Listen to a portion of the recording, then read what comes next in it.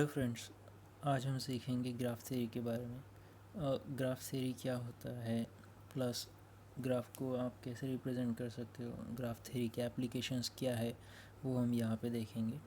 तो चलिए स्टार्ट करते हैं हमारा first lecture related to the graph theory.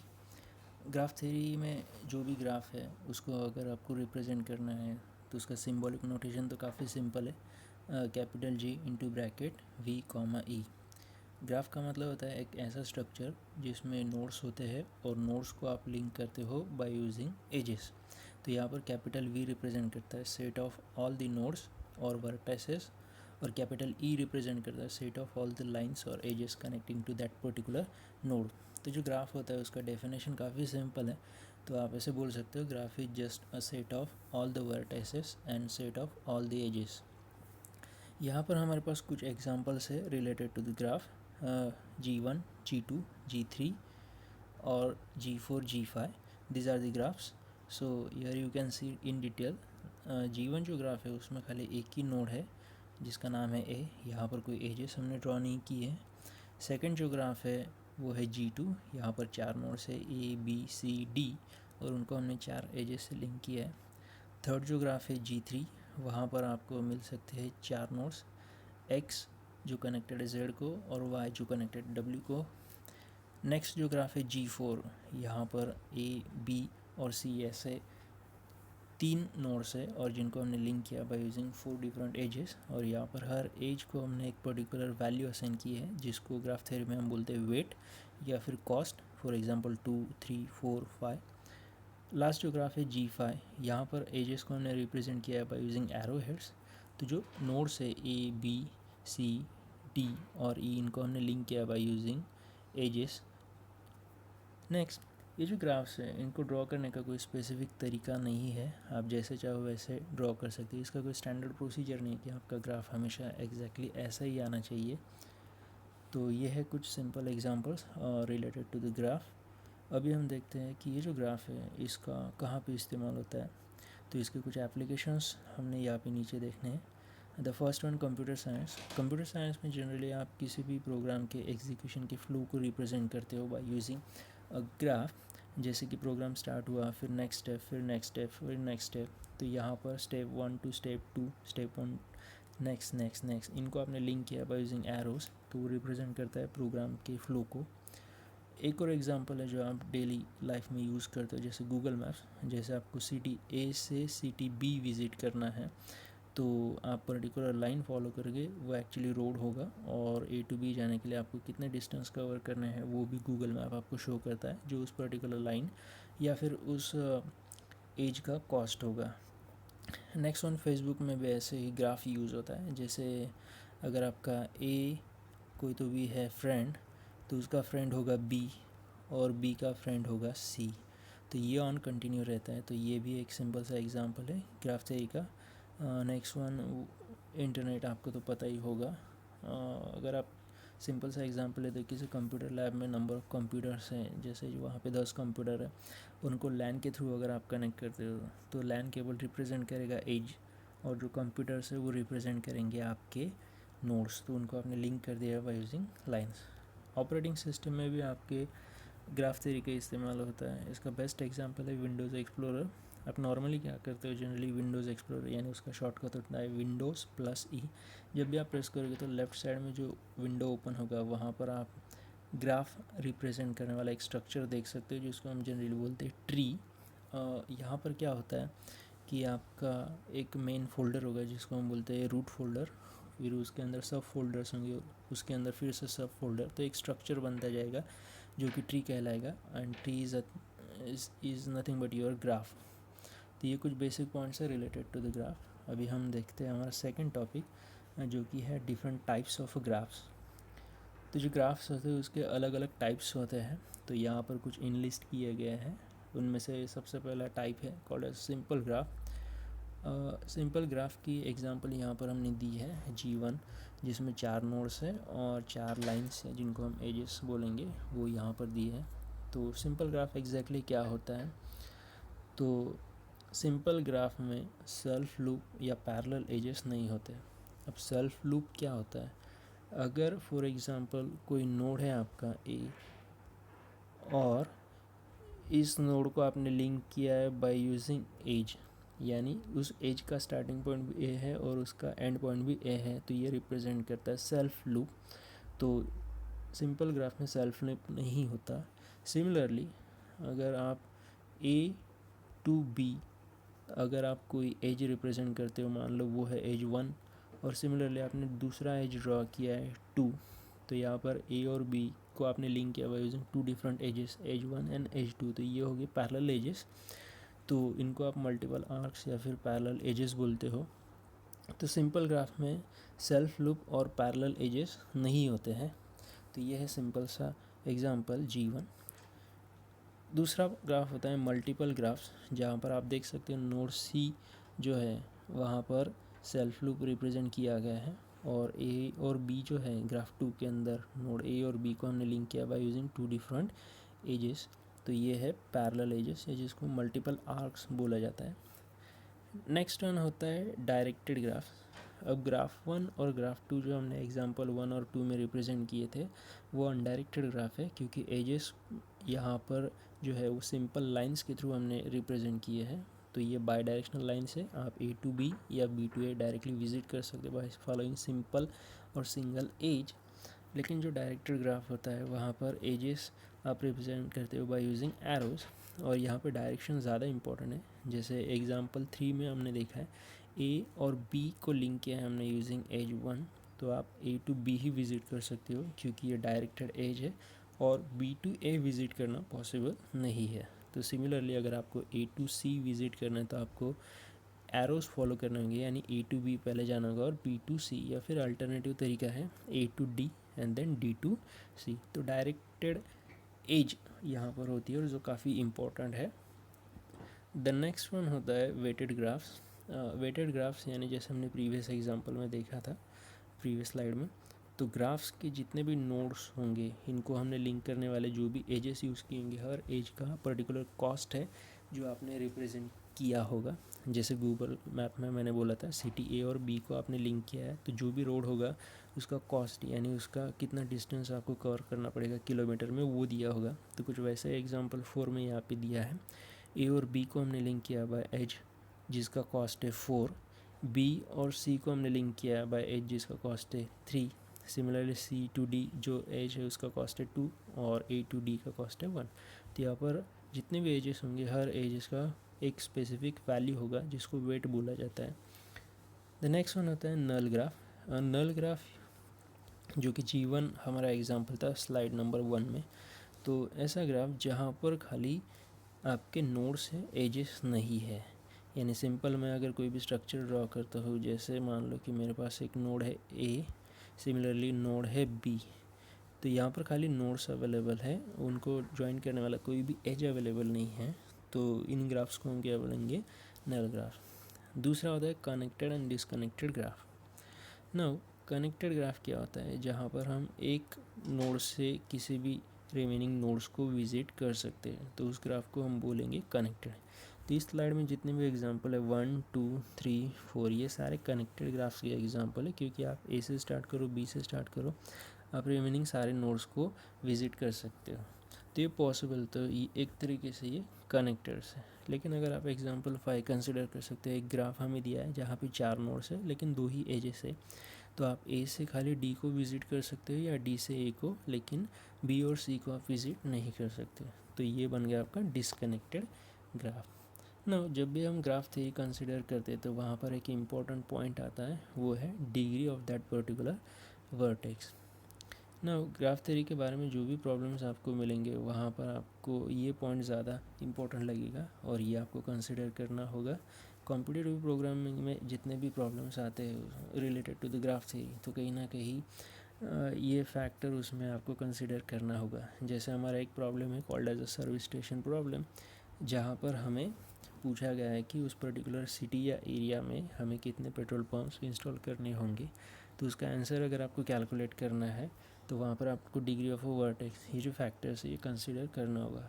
Now what is degree of a vertex? इसका सिंपल सा डेफिनेशन है कि कोई भी नोड अगर आप कंसिडर करते हो, तो हमारे पास ए नोड है, तो इस नोड को आपने बाकी कौन कौन से नोड्स के साथ लिंक किया है। तो जैसे मान लो बी, सी और डी। तो नोड ए की अगर डिग्री आपको फाइंड आउट करनी है तो बस आपको खाली काउंट करने होंगे कि उसको कितने एजेस आपने अटैच किए। तो जैसे एज 1, एज 2, एज 3। तो यहाँ पर हमारा आंसर होगा 3।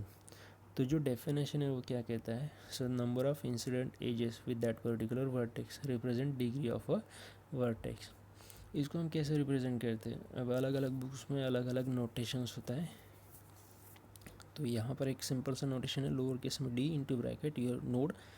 तो यहाँ पर सिंपल सा एग्जांपल हमारा कंसिडर करते हैं जी एग्जांपल, जहाँ पर हमारे 4 नोड्स हैं। नोड ए की डिग्री हम कैसे कैलकुलेट करेंगे, तो ए को कितने लिंक्स है एजेस, तो यहाँ पर ए टू बी एक एज है और ए टू डी एक एज है, तो इसका डिग्री बन गया आपका 2।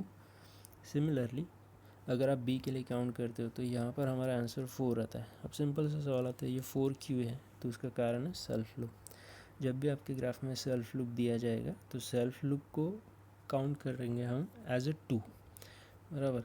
अगर हमारा सिंपल सा नोड है ए और वहाँ पर सेल्फ लूप हमें दिया गया और हमें पूछा गया what is the degree of A, तो वो काउंट होगी 2। तो इसलिए यहाँ पर ए टू बी एक एज, बी टू सी एक एज, ऐसे 2 और सेल्फ लूप का वैल्यू 2, तो टोटल कॉस्ट आती है हमारी 4। तो यहाँ पर डिग्री ऑफ वर्टेक्स भी होगी 4। सिमिलरली सी की डिग्री होगी 2 और डी की डिग्री होगी 2। नाउ डिग्री ऑफ वर्टेक्स से रिलेटेड कुछ 2 इंपॉर्टेंट पॉइंट है। The first one called as isolated vertex. किसी ग्राफ में अगर किसी नोड की डिग्री 0 होती है तो उसको हम बोलेंगे आइसोलेटेड वर्टेक्स, जैसे कि यहाँ पे दिया है सिंपल सा। और पेंडेंट वर्टेक्स हम किसे बोलेंगे, अगर किसी नोड की डिग्री एग्जैक्टली 1 है तो उसे हम बोलेंगे pendant vertex. Degree of vertex से रिलेटेड एक काफ़ी इंपॉर्टेंट थ्योरम है जिसको हम बोलते हैं हैंड शेकिंग थ्योरम या हैंड शेकिंग लेमा। इससे आप फाइंड आउट कर सकते हो कि पर्टिकुलर ग्राफ में नोड्स कितने, एजेस कितने हैं। इसका सिंपल सा फॉर्मूला है, degree sum of all the vertices is equal to twice the number of edges. यहाँ पे दिया है degree sum is equal to twice the number of edges. यानी किसी ग्राफ में अगर आपको जितने भी नोड्स दिए हैं हर नोड की डिग्री जो भी होगी उसकी सम अगर आप कैलकुलेट करते हो तो आपको क्या आंसर मिलेगा, तो जितने एजेस है उसका दुगना। तो जैसे इस अबो एग्जांपल में हमारे पास कितने नोड्स थे, 4 नोड्स थे, हर एक की डिग्री दी है 2 + 4 + 2 + 2। तो अगर आप टोटल करते हो तो वो आता है 10। और 10 कैसे मिला है हमें, क्योंकि हमारे पास 1 2 3 4 5 एजेस है, सो 5 × 2 विच इज़ इक्वल टू 10।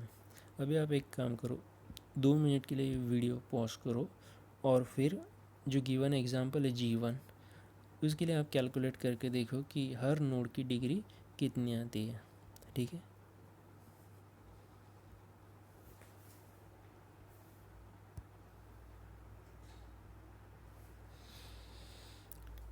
ठीक है, अभी हम काउंट करते हैं कि नोड ए की डिग्री कितनी होगी। तो आप सिंपल चेक करो नोड ए को कितने एजेस के साथ आपने लिंक किया है, तो उसका आंसर है 3। तो नोड ए की डिग्री होगी 3। सिमिलरली अगर आप बी के लिए ट्राई करते हो तो बी का आंसर आता है 1 2 3, यानी डिग्री 3 होगी। सी के लिए 1 2 3 और डी के लिए भी 1 2 3। तो टोटल डिग्री होगी हर नोड की सेम, दैट इज़ 3 3 3 3। नाउ अब सपोज़ आपको डायरेक्टेड ग्राफ यहाँ पर दिया गया है, जैसे हमारे सेकंड एग्जांपल में है G2, जहाँ पर 4 नोड से A B C D और आपको पूछा गया है कि इनकी डिग्री कैलकुलेट करो। तो डिग्री कैलकुलेट करने का फैक्टर यहाँ पे थोड़ा सा चेंज होगा, क्योंकि जब आपका ग्राफ अनडायरेक्शनल होता है या बाई डायरेक्शनल होता है तो वहाँ पे एक एज ए की डिग्री रिप्रेजेंट करती है। लेकिन अगर आपका डायरेक्टेड है तो यहाँ पर डायरेक्टेड केस में आपकी 2 वैल्यूज़ आपको काउंट करने पड़ते हैं हर एक नोड के लिए। पहला होता है इन डिग्री और दूसरा होता है आपका आउट डिग्री। उसका नोटेशन होता है एरो से, तो इनकमिंग एरो और आउटगोइंग एरो, ऐसा आपका नोटेशन होता है। या फिर नोटेशन थोड़ा सा गलत हो गया है, ये इनकमिंग एरो होना चाहिए था इन डिग्री के लिए इस तरीके से और आउट डिग्री के लिए इस तरीके से होना चाहिए था। तो अगर आप ए के लिए कैलकुलेट करते हो तो आपको इन डिग्री अगर चेक करना है तो यहाँ पे इनकमिंग एजेस कितने हैं वो आपको फाइंड आउट करने होंगे, जो कि 0 है, तो यहाँ पर इन डिग्री होगी 0। और अगर आपको फाइंड आउट करना है out degree same node A का, तो यहाँ पर आपका आएगा आउट डिग्री एक एज यानी टोटल आएगा 2। सिमिलरली अगर आप बी के लिए ट्राई करते हो तो यहाँ पर आपका आउट डिग्री 0 है लेकिन इन डिग्री आपका 2 है। सेम फॉर अगर आप सी कंसिडर करते हो तो सी के लिए इन डिग्री आपका 1 है और आउट डिग्री 1 है। सिमिलरली डी के लिए जो कि आपका लास्ट नोड है तो इन डिग्री है 1 और आउट डिग्री है आपका 1 ना। तो ये सिंपल सा फैक्टर है। अब यहाँ पर अगर आपको सेल्फ लूप पूछा जाता है तो उसके लिए आपको इन डिग्री की वैल्यू 1 और आउट डिग्री की वैल्यू 1 कंसिडर करनी है। यानी अगर कोई एग्जांपल आपको दिया गया है, let A B the node having directed self loop, तो आपको यहाँ पर इन डिग्री 1 काउंट करनी है और आउट डिग्री 1 काउंट करनी है, जैसा कि हमने बाई डायरेक्शनल एज में देखा था। नाउ द नेक्स्ट पार्ट, ये जो ग्राफ है इसको आप कैसे रिप्रेजेंट करोगे। नॉर्मली आपको प्रोग्राम दिया जाता है कि जैसे find out the shortest path for the given graph. तो उस ग्राफ को अगर आप सी प्रोग्राम के थ्रू इनपुट लोगे तो कैसे इनपुट लेना है, तो उसके लिए 2 ऑप्शंस है आपके पास। पहला, एक तो आप एडजेसेंसी लिस्ट ट्राई कर सकते हो या फिर दूसरा एडजेसेंसी मैट्रिक्स ट्राई कर सकते हो। अब जैसे हमारे पास एक ग्राफ है G1 और उसको हमने रिप्रेजेंट किया बाय यूजिंग लिस्ट, तो हमारा जो टेबल बनेगा उसमें हमें क्या करना होगा, उसमें हमें सबसे पहले वर्टेक्स नोट डाउन करने होंगे। तो A B C D E इतने सारे वर्टेक्स हैं हमारे, और फिर A को कौन कौन से नोड्स कनेक्टेड है तो वो है B C D। तो जो हमारा एडजेसेंसी लिस्ट बनेगा वो टेबुलर फॉर्म में आपको यहाँ पे दिया है। तो A का कनेक्शन होगा B C D के साथ, B का कनेक्शन होगा ओनली A के साथ, C का A D E और D का होगा C E। सिमिलरली E का कनेक्शन होगा A C और D के साथ। एक अल्टरनेटिव ऑप्शन अवेलेबल है दैट इज एडजेसेंसी मैट्रिक्स, और ये काफ़ी पॉपुलर है और हर बार स्टूडेंट यही यूज़ करते हैं। मोस्टली स्टूडेंट किसी भी प्रोग्राम को सॉल्व करने तो ये बेस्ट ऑप्शन होगा, क्योंकि एडजेसेंसी लिस्ट इंप्लीमेंट करने तो वहाँ पे आपको एरेज या फिर लिंक लिस्ट ट्राई करना होगा और वो काफ़ी स्लो होगा। तो मैट्रिक्स जो रिप्रेजेंटेशन होता है वो काफ़ी पावरफुल होता है उस पर्टिकुलर ग्राफ के लिए। तो जैसे हमारा एग्जांपल है G2 और G3 ग्राफ, तो यहाँ पर आपको देखने को मिलेगा एडजेसेंसी मैट्रिक्स के नीचे G2 और G3 ग्राफ 4 नोड्स है G2 के अंदर, और उसको हमने रिप्रेजेंट किया मैट्रिक्स के फॉर्म में। तो मैट्रिक्स में रोज़ और कॉलम्स कितने होंगे, जितने आपके नोड्स होंगे। तो यहाँ पे 4 नोड्स है तो आपके 4 रोज़ ABCD और कॉलम्स होंगे 4। ये आपने ऐसे नहीं भी लिखा तो भी चलेगा, ये बस समझने के लिए मैंने लिखा। तो पहला तरीका क्या होता है, अगर आपका सिंपल ग्राफ दिया है, simple in the sense non weighted आपका ग्राफ है, तो यहाँ पर आप मैट्रिक्स के अंदर 0 और 1 वैल्यूज़ यूज़ कर सकते हो। 0 का मतलब होता है there is a no direct edge between the 2 nodes. अब जैसे यहाँ पर हमारा है ए, इसकी वैल्यू क्या है 0, क्योंकि there is no direct edge. अगर यहाँ पे सेल्फ लूप वगैरह होता तो हम 1 लिखते, लेकिन फ़िलहाल यहाँ पर वैल्यू 0, इसका मतलब there is no direct edge. लेकिन A टू भी एक एज अवेलेबल है तो यहाँ पे हम लिखेंगे 1। Same for the next, same for the next. तो इसी तरीके से चलता ही रहेगा। तो ये पहला तरीका है। तो 1 रिप्रेजेंट करता है देयर इज़ अ लिंक और direct edge present between the 2 nodes, और 0 रिप्रेजेंट करता है there is no direct edge between the nodes ना। अब जबकि आपके प्रॉब्लम्स होते हैं, जैसे आपके पूछे जाते हैं कि सर्विस स्टेशन का प्रॉब्लम मैंने पूछा था, या फिर शॉर्टेस्ट पाथ फाइंड आउट करना, या फिर ट्रैवलिंग सेल्समैन का प्रॉब्लम, तो वहाँ पर आपका जो भी ग्राफ दिया होगा वहाँ पर हर नोड को जो लिंक करने वाला एज है उसका स्पेसिफिक कॉस्ट या वेट दिया होगा, यानी आपका वेटेड ग्राफ होगा। तो जो आपका मैट्रिक्स रिप्रेजेंटेशन बनेगा वहाँ पर आपको उनका वेट यूज़ करना है, ना कि 1 1 1। तो इस एग्जांपल में आपको मिलेगा A टू B जो एज प्रेजेंट है उसकी कॉस्ट है 2, A टू C जो है उसकी कॉस्ट है 1, same for the next next next next. तो यह है सिंपल सा concept, how can we represent that particular graph in a computer.